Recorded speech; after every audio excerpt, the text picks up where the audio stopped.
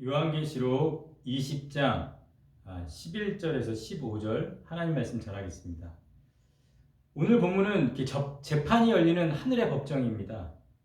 이 땅에 있는 법정에서는 재판관이 있고 피고인이 있고 검사 변호사가 있어가지고 서로 이렇게 주장을 듣고 판결을 합니다. 하늘의 법정은 오직 하나님만 계십니다. 11절 내가 크고 흰 보좌와 그 위에 앉으신 이를 보니 보좌에 앉으신 하나님 그 심판하는 권위가 오직 하나님께만 있다. 예전에는 이 사탄이란 존재가 막 고소하고 참소하고 믿는 자들을, 이제 사탄은 그런 역할 더 이상 하지 못합니다.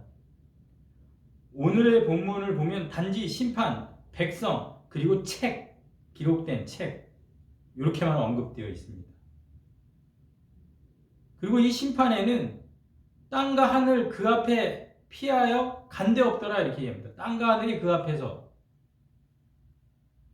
땅과 하늘을 창조하신 그 하나님 능력 앞에서 이젠 땅과 하늘이 피하여 간 데가 없습니다.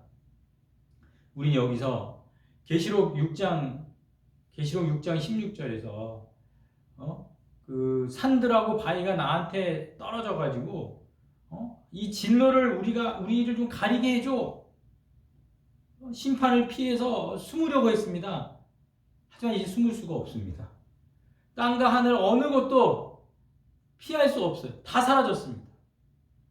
그리고 12절에 큰 자나 작은 자나 다 보좌 앞에, 그러니까 모든 사회 계층에 속한 자가 보좌 앞에 선다라고 말씀하고 있습니다. 그리고 그 바다 그 가운데서 죽은 자들을 내주고, 또 사망과 음부도 그 가운데서 죽은 자를 내주고, 한 사람도 예외 없이 다 심판을 받도록 모든 바다, 사망, 음부 다 내어놓고 하나님의 조사 대상이고 각자에 합당한 보상을 받는다는 것입니다. 그때 12절에 보니까 책들이 펴있고 다 자기 행위에 따라 그 책들에 기록된 대로 심판을 한다. 심판은 행위를 따라 기록된 책에 아주 철저하게 근거하고 있습니다. 13절에 보면 각 사람이 자기 행위대로 심판을 받습니다. 의다, 공의다 했을 때는 개인의 책임과 관련이 있습니다. 내가 이 땅에 살면서 했던 나의 행위가 다 기록되어져 있어서 나는 어느 쪽에 있느냐, 참된 예배였느냐, 우상 숭배였느냐, 창조자를 따랐느냐, 창조를 반대하는 파괴자였느냐,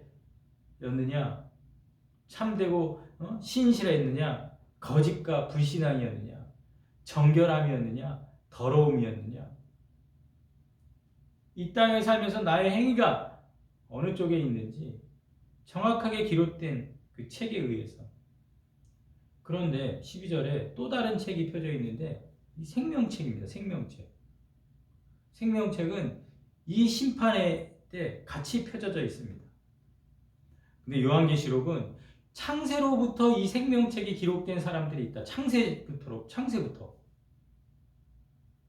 그렇다면 이 생명책에 기록된 사람들은 창세전부터 기록됐다면 각 사람의 선한 행위들의 결과로 기록된 책은 또 아니라는 겁니다. 이건 하나님의 선물.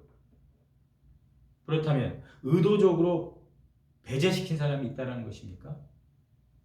우리는 생명책은 반드시 어린 양과 연결이 되어 있다는 거 기억해야 합니다. 어린 양에 의해 그 구원받는 자들의 환상은 우리가 보았지만 개방적입니다. 그러니까 이 구원의 환상들은 개방적입니다. 누구를 배제시키거나 하지 않고 개방적입니다. 그게 우리의 소망을 줍니다. 또 계속해서 반복된 회개를 요한계시록은 우리에게 기회를 주고 있습니다.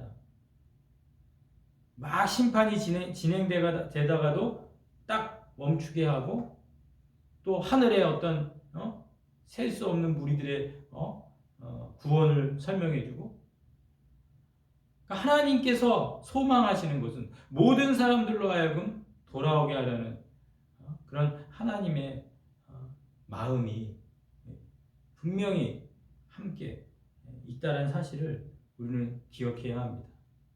그러면 우리는 행위의 책과 생명책이 보여주는 것은 생명책을 통한 하나님의 선물을 통한 그 은혜, 또 행위의 책에 있는 인간의 어떤 책임, 이 긴장관계, 행위에 따라 심판받지만 또 은혜의 생명책을 통해 구원을 받는다라는, 그러므로 우리는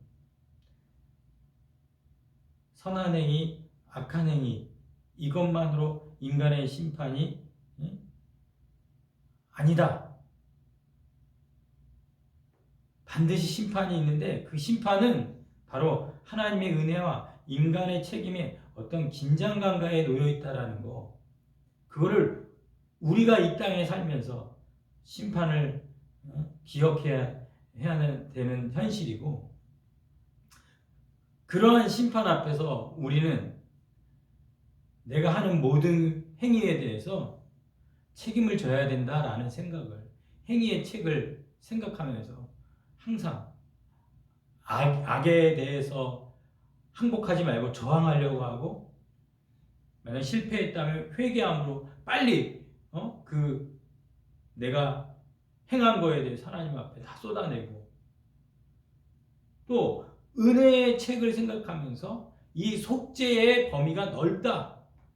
생명책은 결국 구원이 하나님의 행위라는 확신을 우리에게 주지 않습니까? 그러니까 이 두 가지 사실의 이 긴장관계를 항상 이 땅에 살면서 심판을 바라보면서 살아야 될 줄 믿습니다.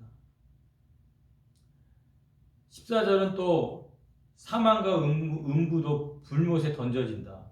이게 이제 둘째 사망고 불못이다 이렇게 얘기합니다. 이 사망과 음부의 행위가 이 땅에 태어난 모든 인간에게 다 사망이 있고 또 음부가 있고, 이런 누구나 피할 수 없는 이 사망과 음부가 했던 모든 행위들이 종결이 된다. 그 사망과 음부의 열쇠를 가지고 열거나 잠글 수 있는 그런 장소로 묘사가 되는데, 그 권한이 누구에게 있느냐? 그리고 사람들을 이렇게 사로잡아서 죽음과 사망으로 힘을 발휘했던 그 사망의 영향력을 이제는 종결시킨다. 그리고 내어놓는다 그러죠. 13절에 내어놓는다.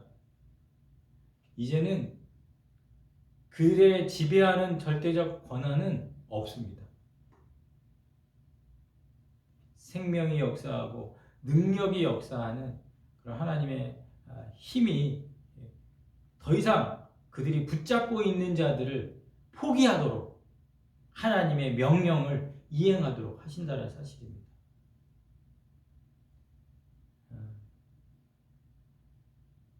일반적인 우리가 태어난 모든 이제 사망의 둘째 사망의 영향 아래 있지만, 둘째 사망이 절대 손대지 못하는 것은 생명책에 기록된 자인 줄 믿습니다. 그래서 이제 15절에 보면 누구든지 생명책에 기록되지 못한 자는 불못에 던져진다. 영원한 형벌을 이제 말씀하십니다. 영원한 형벌은 사망, 죽음이 단순히 어떤 존재가 멈춰지는, 실존이 종결되는 것으로 얘기하지 않고, 이 영원한 형벌은 계속된 고통, 이것은 현실 도피가 아닌 계속 주어지는 것으로 얘기하고 있습니다. 그러므로 이제 우리가 오늘 하나님의 그 보좌 앞에 서야 될 이 심판이 주는 두려움 속에서도 낙담하지 말고 하나님께서 우리에게 회개하고 돌아오도록, 생명에 기록된 자들이 절대 둘째 사망에서 건드려질 수 없는 그 구원이 있음을 믿고, 오늘 하루도 하나님의 은혜에 붙잡혀서 우리의 선택과 모든 삶에서 하나님을 기쁘시게 하는 우리가 되길 간절히 소원합니다. 기도하겠습니다.